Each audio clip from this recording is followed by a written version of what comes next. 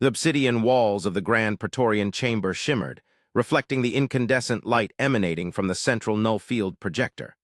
Before the device, upon the raised dais, stood the conclave of Xylar, their segmented bodies shifting restlessly within their crystalline exoskeletons. Whispers, like the rustling of sandstorms, rippled through the assembled representatives of the galactic concordat. The air thrummed with a nervous energy that transcended the physical, a palpable dread that clung to every shimmering facet of the chamber. Grand Admiral Threll, his chitinous carapace gleaming with a sheen of cold sweat, addressed the assembly. His voice, amplified through the resonance chambers embedded in his throat, was a gravelly rumble that barely contained the tremor of his unease. The latest sensor readings are concerning. The anomalies surrounding the Sol system continue to escalate, their energy signatures. They defy all known parameters of spatial distortion. The projections are unfavorable. A collective ripple of anxiety washed over the conclave. Xylar civilization was ancient, having charted the stars for millennia, yet nothing in their extensive data archives prepared them for this. The Sol system, as it was catalogued, harbored a nascent species designated humans, a species the Concordat had deemed primitive, aggressive, and until now inconsequential.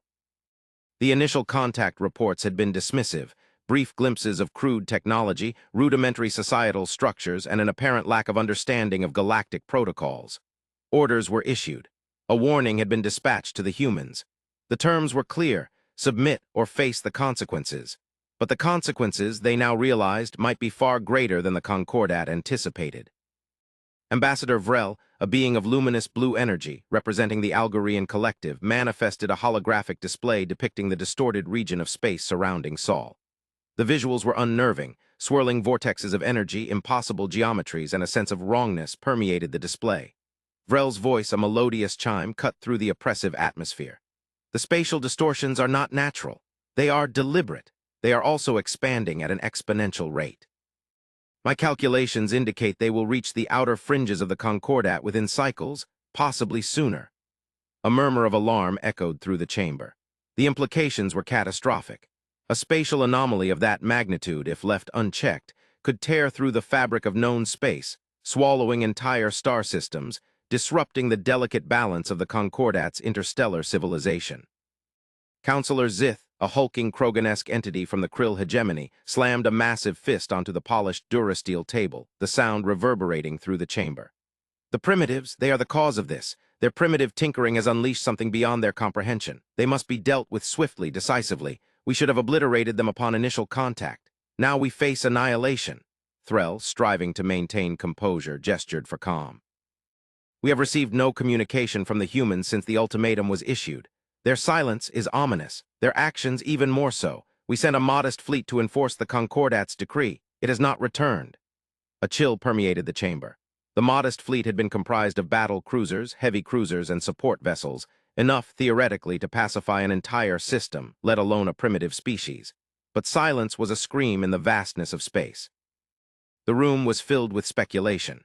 The counselors were arguing amongst themselves. Could the humans have developed some unforeseen weapon, some unknown defensive technology, or were they simply overwhelmed? Their technology was considered primitive, but perhaps there was a variable, something that the Xylars had missed, a small factor that was overlooked in the equation. The uncertainty was eating at the edges of their collective composure. A plan was devised to use the Xylars' massive fleet to destroy any threat, no matter the cost, but the fleet was stationed at a great distance from Sol. Deploying it to the area was a slow and painstaking operation. The Krill are correct, stated Counselor Ver, a matriarch of the Sylvani Conquered, her voice a soothing counterpoint to Zith's rage. These humans have proven to be an unpredictable factor. We must proceed cautiously. A direct assault could trigger a reaction we cannot afford.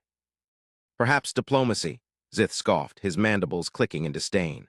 Diplomacy, with primitives who have clearly demonstrated their disregard for our authority. We have no time for such niceties. Every moment we delay, the anomaly grows. We must eradicate them and the problem before it consumes us.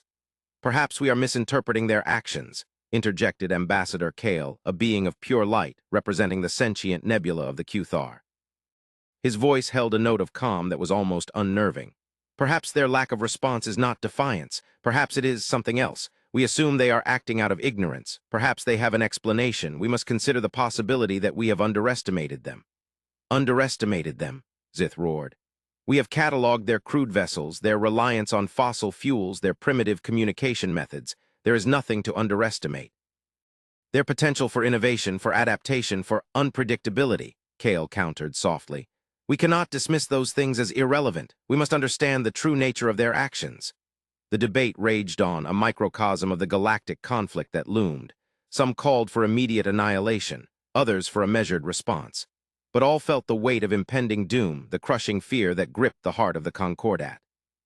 The images of the Sol system, the growing spatial distortions, played on a continuous loop, a silent reminder of the impending doom.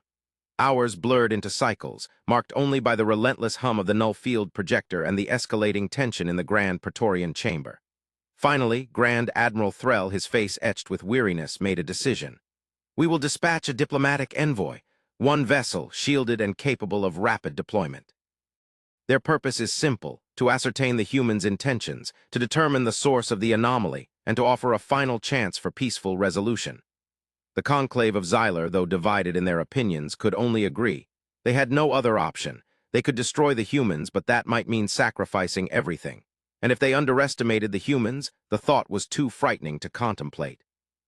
The emissary Asterisk, a sleek vessel of the Xylar fleet, materialized near the Sol system, its advanced cloaking devices keeping it hidden from the anomaly's effects. The ship's diplomatic corps, led by the unflappable Ambassador Xylo, prepared for first contact. Xylo was a seasoned negotiator, known for her ability to remain calm even under the most extreme circumstances. She was the best they had. But even she felt a tremor of apprehension as the ship approached the orbital parameters of the human homeworld. "Prepare the long-range scanners," she ordered. "Let us see what these humans have been hiding." The sensor readings began to flood the bridge. At first, they were unremarkable, the expected clutter of orbital debris, the faint traces of the human communication networks. Then something changed. "Ambassador, I am detecting." "A massive energy signature," the ship's sensor officer reported, his voice tinged with alarm. "It's unlike anything I have ever encountered. It is centered around the planet Earth." The display came to life, revealing an object of staggering scale, a sphere of impossibly complex energy enveloping the entire planet. Not a weapon, not a shield, but something different. The object was absorbing the effects of the spatial distortion. The closer the Asterisk emissary got, the more complex it was. "What in the void?" Xylo whispered, her eyes widening in disbelief. It was an impossible construction on the largest scale imaginable, a feat of engineering that defied the laws of physics as the Xylar knew them. "It is a protective measure," the sensor officer said, his voice barely audible. "It is shielding the planet from the effects of the anomaly, but the scale, it's a planet-sized construct." Before the Asterisk emissary could issue a communication, a beam of coherent light, impossibly pure, erupted from the planet. The beam of light was directed at the Asterisk emissary. The ship's shields flared, but the beam did not attack. It didn't attempt to destroy. It scanned. Then a voice, clear and concise, filled the ship's communication channels. It was not a translation of a Xylar, it was a pure, direct transmission. "This is Earth. You are detected. Identify yourselves." Xylo, her composure returning with remarkable speed, answered. "This is the Xylar ship Emissary Asterisk representing the Galactic Concordat. We come in peace." A moment of silence. Then the human voice responded. "Peace is acceptable. State your purpose." Xylo briefed the council. The atmosphere in the Grand Praetorian chamber was now thick with anticipation. Every sensor, every surveillance feed was focused on the lone vessel. The humans' first words, the construction of this planet-sized structure, their approach, were all unprecedented. The debate died. Now they were all focused. Xylo conveyed the Concordat's concerns, their alarm at the spatial anomaly, and their desire for cooperation. The human voice responded. "The anomaly is of our creation, a necessary measure."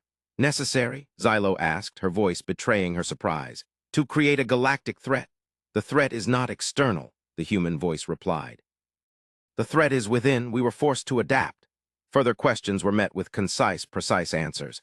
The humans explained, in the language of mathematics and physics, their understanding of the anomaly, its origins, and the countermeasures they had developed. The explanations were complex, but Xylo, with the aid of the ship's advanced translation matrix, was able to piece together the gist of it. The anomaly was not a weapon. It was a consequence. A consequence of a war that had been fought across vast distances of space and time. A war that humanity had been caught in the crossfire of and nearly been destroyed. The humans, in their infinite wisdom, had prepared for a doomsday scenario. A scenario, it turned out, that would have destroyed the entire galaxy. They had designed a solution, a series of quantum entanglement devices that allowed them to manipulate space-time itself. It had taken them years of research, generations of struggle, and an unparalleled understanding of the very fabric of existence.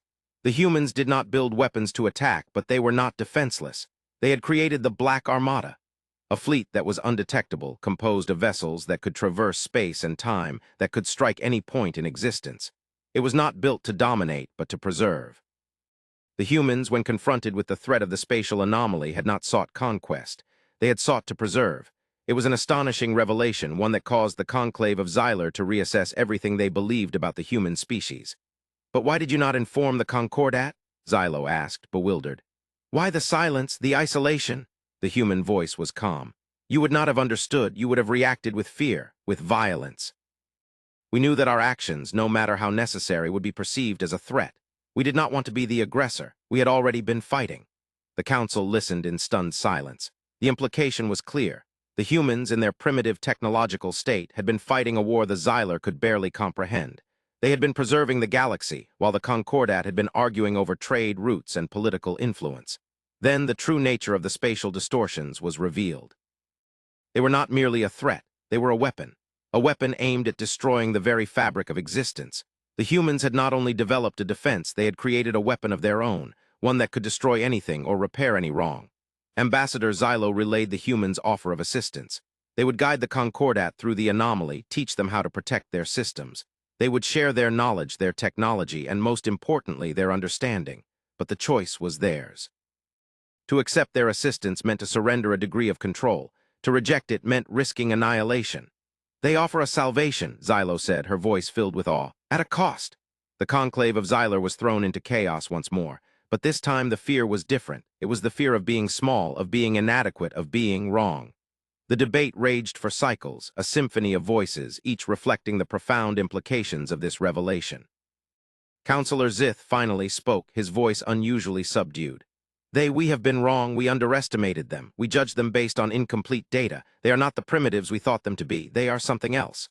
We must accept their offer," Counselor Ver declared. "We must learn from them. We must become worthy of their trust."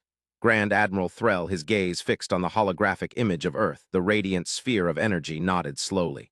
"We have no choice. The very survival of the Concordat depends on it." Thus began an era of unprecedented cooperation between the galactic Concordat and humanity. The Black Armada, once a specter of fear, became a symbol of hope. The Xylar scientists and engineers began their study of the human technology, learning about concepts that previously seemed impossible.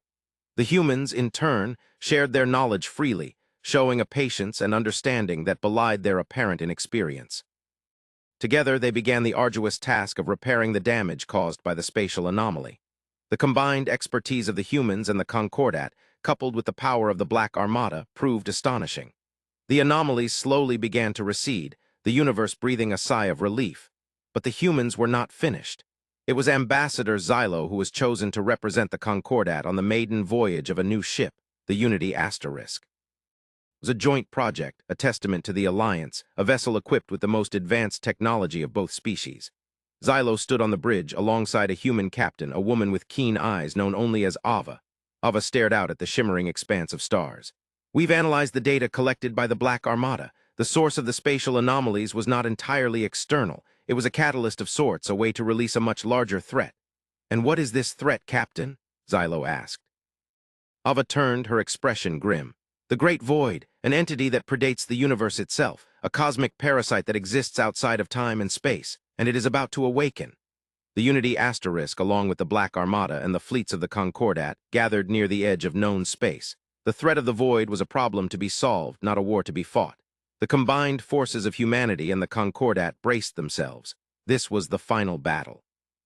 The battle for existence itself. It was then that the unexpected happened. From the deepest parts of space, a signal, faint but undeniable, pierced the void. A signal that was ancient, emanating from a time before the universe, before the void itself. The message, translated by the human scientists, was clear. "We are not alone." And the Unity Asterisk, with its human and Xylar crew, turned towards the darkness, ready to face whatever lay beyond. The journey has only just begun. The future was unknown, but one thing was certain. Humanity, the Black Armada, had unleashed not just a defense, but a beacon of hope, a force that would guide the galaxy into a new era of understanding and perhaps salvation.